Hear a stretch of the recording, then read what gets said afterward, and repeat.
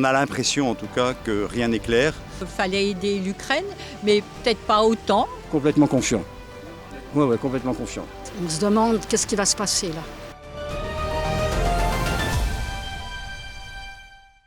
Faut-il en finir avec certains financements des États à l'étranger? Avec le démantèlement de la USAID aux États-Unis et les débats autour de l'Agence française de développement en France, la question de l'utilisation de l'argent public revient au cœur des discussions actuelles. Que pensent les Français de tout ça? C'est ce qu'on va essayer de comprendre. Alors en ce moment, il y a beaucoup de débats autour de l'utilisation de l'argent public et des financements, notamment à l'étranger. Il y a des débats autour de l'Agence française de développement, notamment on parle de la USAID aux États-Unis. Est-ce que vous avez une opinion là-dessus en tant que citoyen français? Est-ce que vous considérez que l'argent public part trop hors de France et qu'elle n'est pas assez concentrée pour les problèmes à l'intérieur du pays? Non, pas du tout. Je pense qu'il faut effectivement faire tous les efforts possibles pour l'intérieur du pays, comme vous dites, mais il est absolument indispensable de financer, de cofinancer des actions internationales. Nous habitons un monde, nous sommes solidaires de la planète et il n'est pas question de nous replier sur nous-mêmes. Je pense que le gouvernement français a beaucoup de travail à faire en France et qu'il faudrait d'abord commencer par le pays parce que toutes les promesses que M. Macron a tenues, pas beaucoup ont été réalisées. Et il y a une certaine misère, il suffit de se promener dans les rues de Paris pour voir la misère à nos pieds. Dans cet arrondissement, on la voit tous les jours, mais je la vois aussi ailleurs. Certaines personnes n'ont plus rien à manger. C'est quand même une des premières choses on est en 2025 et il y a des gens qui n'ont pas assez pour se nourrir. Il faudrait quand même se poser des questions. Il y a des nuances certainement fallait aider l'Ukraine, mais peut-être pas autant. Il faut peut-être ralentir les aides un petit peu partout dans certains pays et se préoccuper déjà des Français parce qu'on est là. Et qu'on est les premiers concernés, on paye nos impôts, on fait beaucoup de choses et on aimerait quand même pouvoir vivre décemment. Alors qu'il aide Pierre-Paul Jacques, c'est un fait, mais peut-être moins, certainement moins. C'est des intérêts politiques. Oui. Ça nous dépasse. On n'est pas dans les secrets. Enfin, moi, je ne suis pas pour l'Ukraine. Hein. Moi, je trouve que c'est un pays qui est tellement,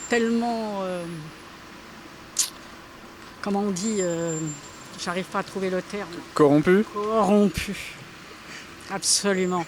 Que moi, ce pays-là, personnellement, moi, j'accroche pas du tout. Bon, maintenant, en ce qui concerne la guerre entre la Russie et l'Ukraine, bon là, ça me dépasse un peu, je comprends pas trop voilà, c'est... Je crois qu'on peut aider. On est assez chanceux en France. Et si on peut aider ailleurs, comme en Albanie, comme vous me dites, oui, je pense qu'on peut, oui. On a les moyens. On dit que la France est en déficit, mais il faut reconnaître que c'est extrêmement mal géré. Parce qu'avec tout l'argent qui se perd, donc on ne sait où, qui devrait aller plutôt je sais pas moi, dans les hôpitaux, dans les maisons de retraite, pour hausser les salaires, enfin bon, plein de choses comme ça. Et il faut reconnaître que c'est très mal géré. Deuxième question, est-ce que d'une manière générale vous faites confiance au gouvernement dans sa gestion du budget, dans l'économie d'une manière générale? Est-ce que vous trouvez que c'est suffisamment transparent? Est-ce que vous faites confiance en gouvernement ou pas? Alors, sans a priori politique, la transparence n'est pas extraordinaire. On sait très bien on a l'impression en tout cas que rien n'est clair et le citoyen et moi-même sommes méfiants. Absolument pas, je n'ai plus du tout confiance. Depuis que M.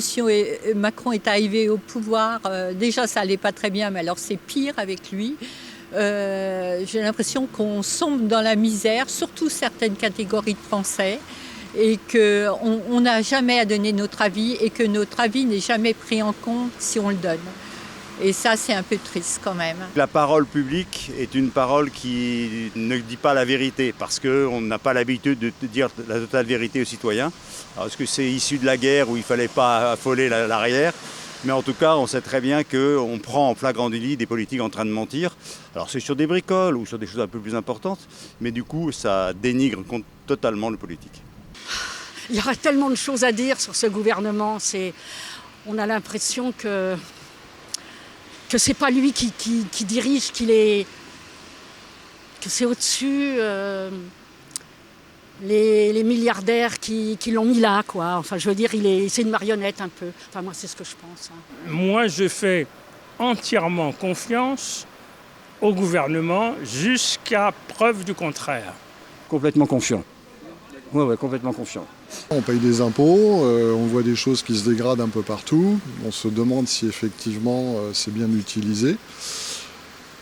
La corruption, je pense que la France n'y est pas encore confrontée.